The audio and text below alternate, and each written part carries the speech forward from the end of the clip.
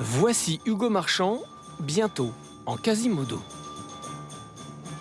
J'ai peur que les gens aient des fous rires en me voyant et que je leur fasse peur et que ça me fasse peur, tu vois. De voir leur réaction, en fait.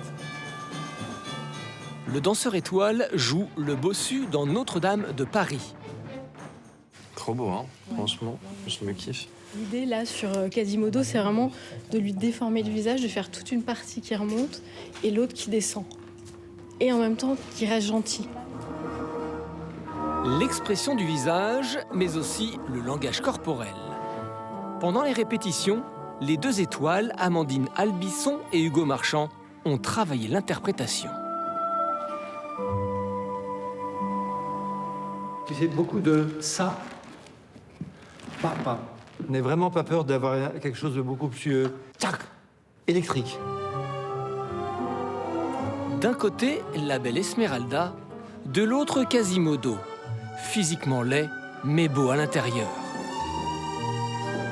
Créé en 1965 par Roland Petit, Notre-Dame de Paris avait marqué son époque avec ses chorégraphies contemporaines très théâtrales.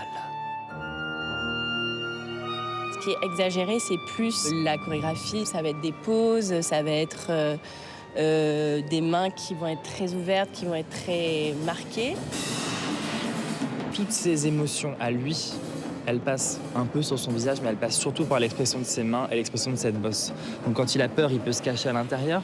Quand il prend confiance, tout à coup, il arrive à la baisser et elle revient. Donc en fait, c'est comme si on avait une autre manière d'exprimer toutes les émotions du personnage. Avec ses costumes colorés signés Yves Saint-Laurent, Notre-Dame de Paris est une fresque contemporaine dans l'esprit original de Victor Hugo.